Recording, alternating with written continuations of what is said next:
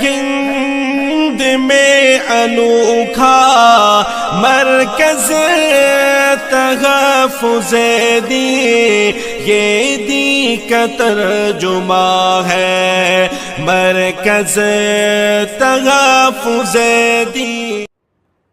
صلی علی رسولہ الکریم، اما بعد، اعوذ باللہ من الشیطان الرجیم، بسم اللہ الرحمن الرحیم۔ واما من خاف مقام ربہ ونہى النفس عن الہوى فإن الجنة هی المأوى۔ صدق اللہ العظیم۔ اتنا یہ بول رہا نہیں،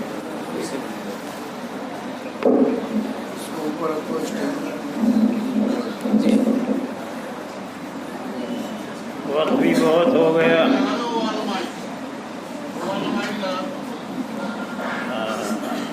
یہ صحیح ہے۔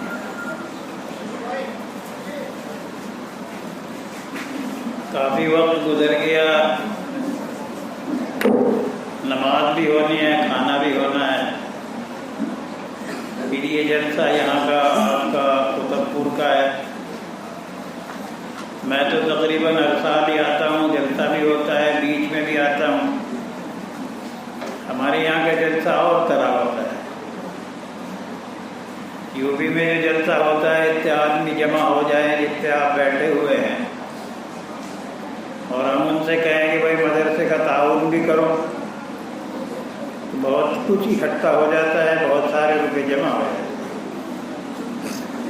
ابھی ہمارے یہاں شب برات پہ دستار بندی ہوگی، حالانکہ وہ کوئی آمدنی کا کسی طرح کا کوئی سلسلہ نہیں ہوتا، لیکن مقرر کہے گا کہ بھائی مدرسے کو ضرورت ہے، کچھ نہ کچھ دو، تو میرے خیال میں پچھلے سال آدھے گھنٹے کے اندر اندر 2.25 لاکھ روپے اکٹھے ہو۔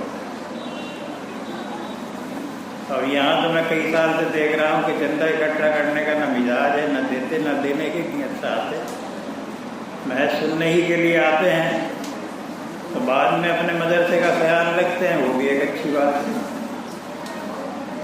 بہرحال یہ 80-90 لاکھ روپے کا خرچہ جو مدرسے کا چل رہا ہے، تو مدرسے کی اپنی تو کوئی آمدنی ہے نہیں، نہ مدرسے کی کوئی کاشت ہو رہی ہے، نہ کوئی کاروبار ہو رہا ہے، یہ تو سب آپ ہی لوگ دیتے ہیں، پورا ہو جاتا ہے۔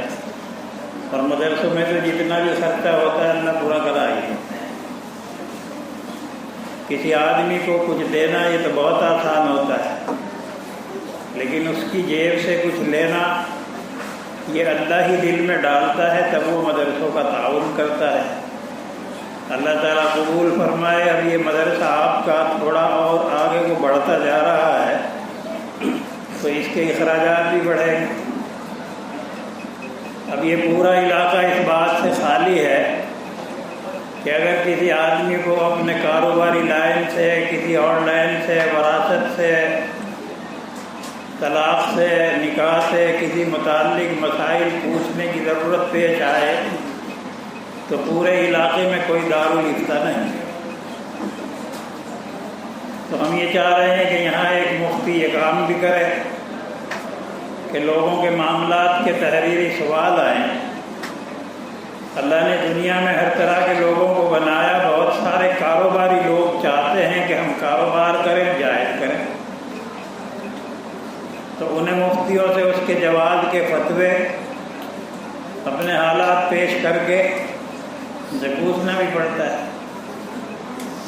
اور جب وہ مفتی مسئلے بتائے گا تو بعض مرتبہ ایسی بات بھی پیش آئے گی کہ ہم ایک کام کرنا چاہ رہے ہیں اور وہ کام ناجائز حرام، ہم نے مفتی سے پوچھا اور اس نے ہمیں بتایا، اب وہی کام بھی ہے اور جائز ہو گیا۔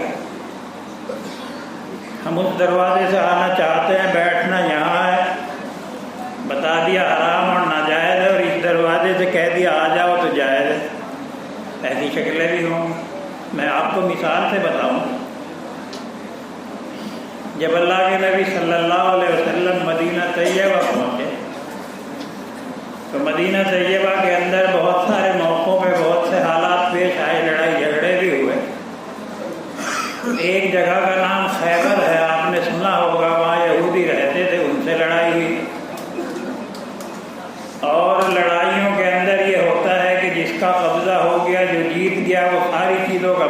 بھی ہو جائے جیسے بادشاہوں سے تم دیکھتے آ رہے ہو۔ خیبر والے جنگ ہار گئے، حضور صلی اللہ علیہ وسلم جنگ کو جیت گئے۔ اب وہاں کی جائیدادوں کے، زمینوں کے، ساری چیزوں کے مالک حضور ہو گئے۔ خیبر کے لوگوں نے حضور صلی اللہ علیہ وسلم سے درخواست کی کہ آپ ہمیں یہاں سے نہ نکالیں، ہم یہاں کی زمینوں میں کاشت کریں گے، باغات کی دیکھ بھال کریں گے، اور آپ طے کر لو پیداوار میں سے کچھ ہمیں دے دینا، کچھ آپ لے لینا۔ آپ نے فرمایا بھائی ٹھیک ہے، چلو آدھے آدھے پہ تم رہ لو، لیکن جب تک ہماری مرضی ہوگی ہم تمہیں رہنے دیں گے، اور جب ہماری مرضی ہوگی ہم تمہیں یہاں سے نکالیں گے۔ اب آدھے آدھے کا معاملہ طے ہو گیا۔ جب کھجوروں کے پکنے کا زمانہ آتا، اللہ کے نبی صحابی کو بھیجتے، تو صحابی وہاں سے وہ ٹوٹے ہوئے پھلوں کے 2 ڈھیر کرتے اور خیبر والوں سے کہتے جو تمہیں پسند ہو تم لے لو، اور جو تمہیں پسند نہ ہو ہمیں دے دو۔ تو وہ بڑے خوش ہوتے، کہتے کہ ایسے ہی لوگوں سے دنیا قائم ہے، ورنہ ہم تو ان کے ماتحت ہیں، اگر ہمیں یہ تھوڑا دیتے ہمیں جب بھی لینا پڑتا ہے، زیادہ دیتے جب بھی لینا پڑتا ہے۔ تو وہاں سے خیبر سے وہ کھجوریں آنے لگے۔ بیٹھ جاؤ، بات بیٹھ کے سمجھ میں آئے گی۔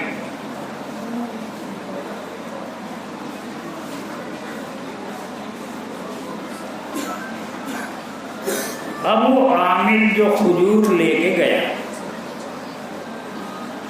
سارے کھجور اعلیٰ اعلیٰ قسم کے، مختلف طرح کے کھجور ہوتے ہیں۔ آپ لوگ جاتے ہو عمرے کو، حج کو، کوئی 5 روپے کلو، کوئی 4 روپے کلو، کوئی 10 روپے کلو، کوئی 20 روپے کلو، کوئی 50 روپے کلو، ہر طرح کے ہوتے ہیں۔ اب جب وہ سارے کھجور بڑھیا والے لے کے آیا، حضور صلی اللہ علیہ وسلم کے سامنے رکھا، آپ نے فرمایا سارے کھجور وہاں ایسے ہی پیدا ہوتے ہیں؟ انہوں نے کہا نہیں۔ جب نہیں تو پھر یہ سارے بڑھیا کہاں سے آئے؟ انہوں نے کہا جی ہمارے پاس جو ناقص قسم کے تھے وہ ہم نے 2 سا دیے اور ان کا 1 سا لے لیا، لفظ سا بدل لو۔ ہم نے وہ 2 کلو دیے اور ان سے 1 کلو لیے۔ آپ نے فرمایا تو ناجائز حرام ہے، سود ہو گیا۔ اس لیے کہ شریعت کا قاعدہ یہ ہے، آپ بھی مسئلہ سن لو، اچھی طرح سن لو، آپ لوگوں کو اس مسئلے کی بہت ضرورت پڑتی ہے۔ شریعت کا مسئلہ یہ ہے کہ اگر ایک ہی چیز کو اسی چیز کے بدلے میں خرید رہے ہو، بیچ رہے ہو، مثال کے طور سے ایک آدمی گیہوں بونے جا رہا ہے، اس نے اپنے پڑوسی کے کھیت میں دیکھا کہ یہ بیج بہت بڑھیا، اس کی پیداوار بہت بڑھیا۔ اس نے کہا یار تو یہ اپنا بیج دے دے اور میرے گیہوں لے لے۔ اس کے بیج کا بھاؤ بازار میں 3000 روپے کلو، 3000 روپے کوئنٹل، اس کا 2000 روپے کوئنٹل۔ اس نے کہا میں تیرا 1 کوئنٹل لے لوں اور اپنا بھی 1 کوئنٹل دے دوں، مجھے تو نقصان ہوگا۔ یہ کو تو میرا 1.5 کوئنٹل لے لے، پیسے تو میرے بہن ہی دینے کو، گیہوں کے بدلے میں گیہوں بیچ دے۔ اب اس نے اپنا 1.5 کوئنٹل دے کے اس کا 1 کوئنٹل لیا تو ناجائز ہے، حرام ہے، سود ہے۔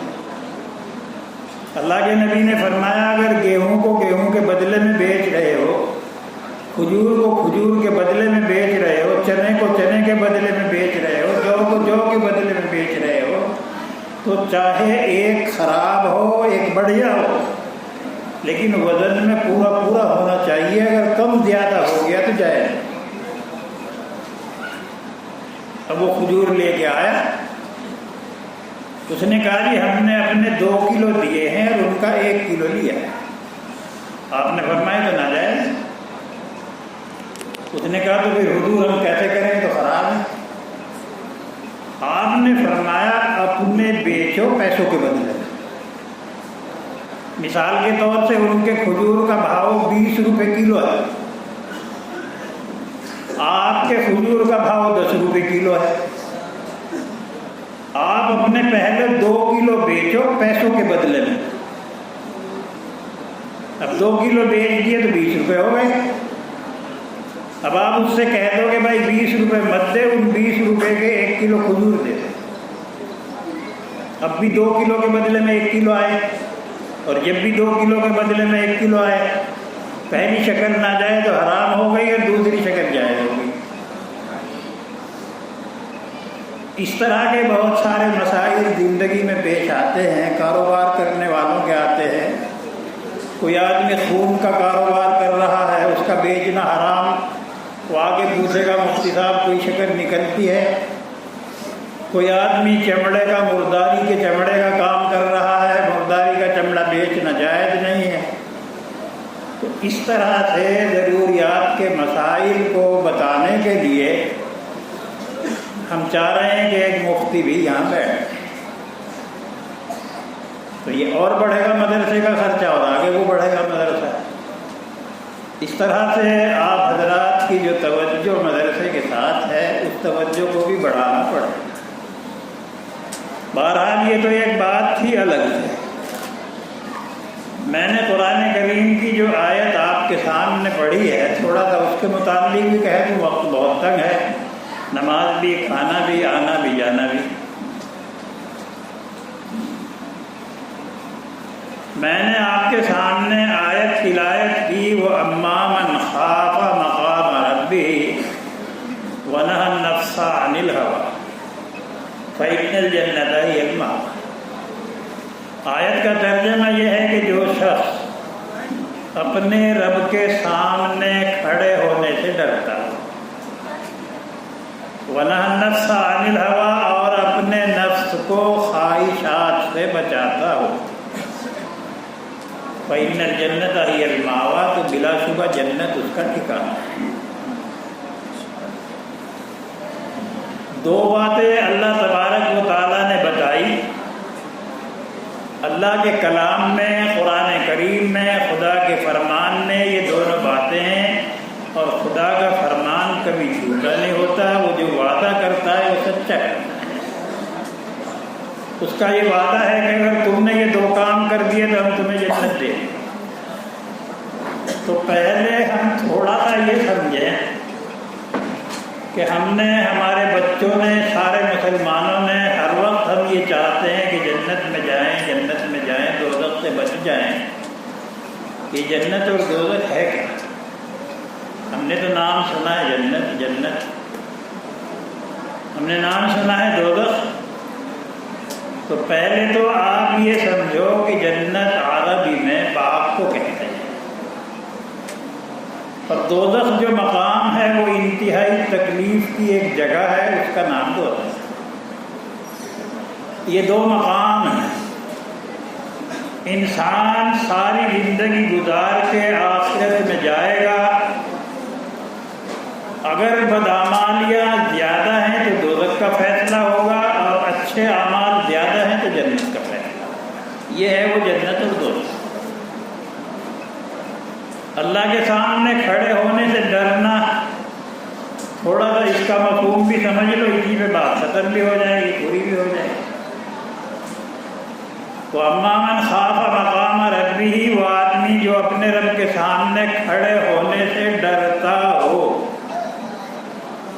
اس کا مطلب یہ ہے ایک ایسا وقت آئے گا کہ ساری دنیا بیک وقت ختم ہو جائے گی، فنا ہو جائے گی، جس کو قیامت کہتے ہیں۔ اس سے پہلے جو لوگ مر رہے ہیں، ختم ہو رہے ہیں، ان کی قیامت تو اسی وقت ہے، لیکن ایک قیامت وہ ہوگی کہ جس میں ساری دنیا ہی ختم ہو جائے گی۔ اس کے بعد ایک خاموشی کا زمانہ ہوگا۔ روایتوں میں آتا ہے کہ وہ خاموشی کا زمانہ 40 سال کا زمانہ ہے۔ اس 40 سال کے زمانے کے بعد اللہ تبارک و تعالیٰ ایک زمین بچھائیں گے، یہ تو ٹوٹ پھوٹ گئی ہوگی، اور وہ زمین ایسی ہوگی کہ اس زمین میں تو مکان، پیڑ، پہاڑ، کھڈے، دریا، نالے، بہت کچھ ہے، اس میں کچھ نہیں ہوگا۔ نہ کوئی پہاڑ ہوگا، نہ کوئی پیڑ ہوگا، نہ کوئی درخت ہوگا، نہ کوئی مکان ہوگا، نہ ندی ہوگی، نہ نہر ہوگی، نہ گنگا ہوگی، نہ جنت، کچھ نہیں، چٹیل پلین میدان۔ ساری دنیا کے آدمی حضرت آدم علیہ السلام سے اخیر تک کے سارے جمع ہوں گے اور یہ مقام آئے گا اللہ کے سامنے کھڑے ہونے کا۔ طریقہ یہ ہوگا کہ اللہ نے جو دنیا میں 2 فرشتے لگائے ہیں اعمال نامہ لکھنے کے لیے، ہر آدمی کے پاس 2 فرشتے ڈیوٹی دے رہے ہیں اور وہ ساری زندگی کے اقوال و افعال و اعمال لکھ رہے ہیں، ان کا ڈھیر لگا ہوا ہوگا۔ اللہ ایک ایسی ہوا چلائیں گے کہ ہر آدمی کا رجسٹر، ہر آدمی کا اعمال نامہ، ہر آدمی کا روزنامچہ اس کے ہاتھ میں پہنچ جائے۔ اب ہر آدمی ایک کتاب لیے ہوئے ہے، اللہ کی طرف سے اعلان ہوگا اقرأ کتابک کفیٰ بنفسک اليوم علیک حسیبا، آج تم اپنی اس کتاب کو خود پڑھ کے دیکھو، نظر ڈالو، اس لیے کہ میدان محشر میں ہر آدمی پڑھا ہوا ہو۔ عربی زبان میں فرشتے لکھ رہے ہیں، سب کی عربی زبان ہوگی، پڑھے ہوئے ہوں گے، اور ہر آدمی اپنے نامہ اعمال کو لے کے پڑھے گا۔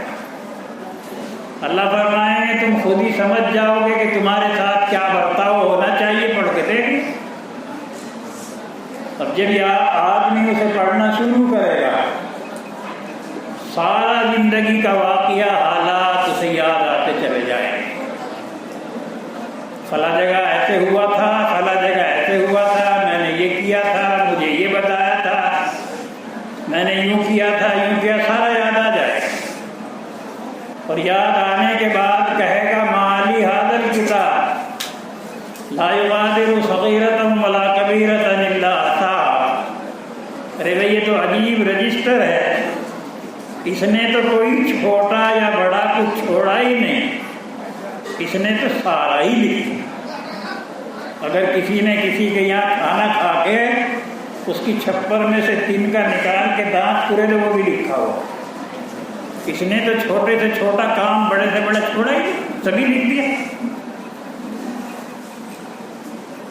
اب بعض آدمی وہاں چالاکی دکھاوے گا، حدیث میں آتا ہے کہ بعض آدمی اعلان کرے گا ان کو یہ کسی اور کی کتاب میرے پاس آ گئی، اللہ فرمائیں گے کہ اور کی نہیں تیری ہے، وہ کہے گا میری تو نہیں، جو اس میں لکھا ہوا میں نے ایک بھی نہیں کیا۔ اللہ فرمائیں ہمارے فرشتوں نے لکھا تو نے کیا، وہ کہے گا فرشتوں کو مجھ سے چڑ ہو گئی ہوگی، دشمنی ہو گئی ہوگی، بھائی میں نے تو کیا نہیں، فرشتوں نے غلط کیا۔ اللہ فرمائیں گے اچھا، اگر گواہ گواہی دے دیں گے تیرا کرا ہوا ہے، کہنے لگا پھر مان جاؤں گا مگر ایک شرط ہے۔ اللہ فرمائیں گے بتا کیا شرط ہے؟ اس نے کہا شرط یہ ہے کہ جو گواہی دے گا میں یوں کہہ دوں کہ ہاں یہ سچا گواہ ہے تو مان لوں گا، نہیں تو نہیں ماننا۔ اور وہ اپنے دل میں سوچ رہا اگر باپ بھی گواہی دینا آئے گا تو کہتے ہیں کہ جھوٹا آدمی، اگر بھائی گواہی دینا آئے گا ان کو تو مجھے دنیا میں ماننے کو ہر وقت تیار رہتا، کسی کی مانوں گا نہیں، جان بچ جائے۔ اللہ تبارک و تعالیٰ اس وقت سرکاری گواہوں کو بلاویں گے، اللہ کی طرف سے کچھ سرکاری گواہ چھپے ہوئے ہیں، اور وہ سرکاری گواہ ایسے ہیں کہ اگر کوئی آدمی گناہ کرنا چاہتا ہے تو اپنے گھر والوں سے، محلے والوں سے، شہر والوں سے، سب سے چھپ کے کر سکتا ہے، لیکن سرکاری گواہوں سے چھپے گا نہیں۔ کسی کے یہاں چوری کرنے جا رہا، کھیت کاٹنے جا رہا، ابا ناراض ہوتے ہیں پتہ نہ چل جائے، اماں ناراض ہوتی پتہ نہ چل جائے، رات کی اندھیریوں میں جا رہا، لیکن وہ جو سرکاری گواہ ہیں انہیں چھوڑ کے نہیں جائے گا۔ اللہ اس کے ہاتھوں سے کہیں گے ذرا بتانا تم سے کیا کام کروایا، اب یہ ہاتھ بولنا شروع کریں گے۔ اللہ اس کے پیروں سے فرمائیں گے ذرا بتانا تجھے کہاں کہاں لے کے گیا، اب وہ پیر بتانا شروع کریں گے۔ اللہ اس کی زبان سے فرمائیں گے ذرا بتانا تجھ سے کیا کیا کہلوایا، تو وہ زبان بتانا شروع کریں گی۔ اور ایک روایت میں تو یہ بھی آتا ہے کہ اس کے بدن کی کھال اور بال بھی بتائیں گے۔ اب یہ سرکاری گواہ ہیں، بتاؤ انہیں کہاں چھوڑ کے جا سکتا ہے؟ حضرت شیخ الادب رحمۃ اللہ علیہ نے فرمایا ایام عمری کا تذہب و جمیع سعی کا یکتب ثم شہید علیہ کا من کا فائن عین المحرم. تیری زندگی آہستہ آہستہ گزر رہی ہے، تیرے سارے کام لکھے جا رہے ہیں، پھر تیرے خلاف تیرے بدن کے اعضاء گواہی دیں گے. اب بتا تو بچ کے کہاں بھاگ سکتا ہے؟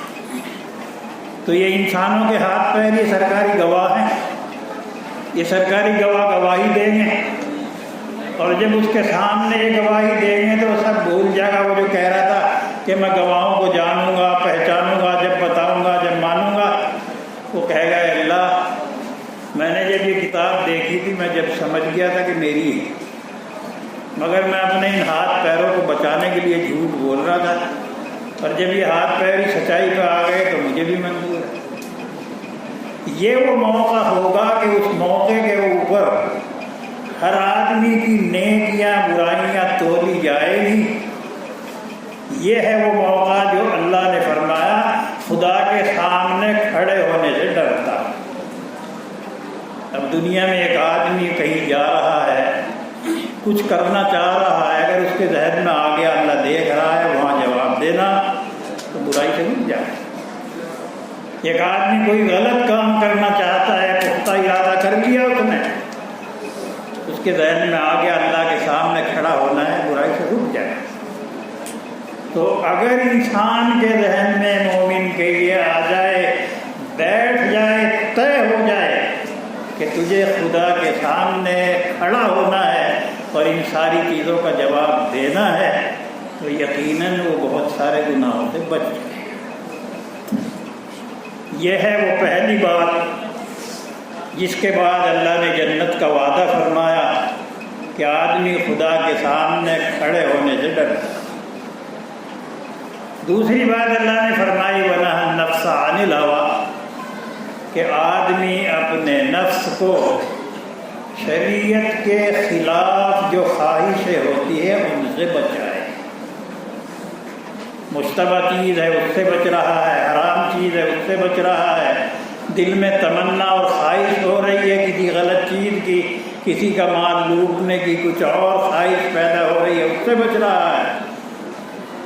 تو اللہ نے فرمایا اگر تم نے یہ دو کام کر دیے تو ہم وعدہ کرتے ہیں ہم تمہیں جنت دیں گے اور تمہارا ٹھکانہ جنت میں. جنت یہ ایک ایسا مقام ہے جس میں خوشیاں ہی خوشیاں ہیں، کبھی ایک منٹ ایک سیکنڈ کے لیے بھی پریشانی نہیں ہے. جوانی کی حالت میں جنت میں داخل ہوگا، ہمیشہ جوان رہے گا، کبھی زکام، بخار، کھانسی، نزلہ کچھ کبھی نہیں ہوگا، ہمیشہ جوان ہی رہے گا، ہمیشہ طاقتور رہے گا، اور وہ زندگی ایسی زندگی ہوگی کبھی ختم نہیں ہوگی. طرح طرح کے میوے، طرح طرح کی چیزیں، عمدہ عمدہ بنگلے، عمدہ عمدہ مشاعریاں وہاں رہنے اور کھانے پینے کو ملی. یہ تھی وہ دو بات جن کے اوپر جنت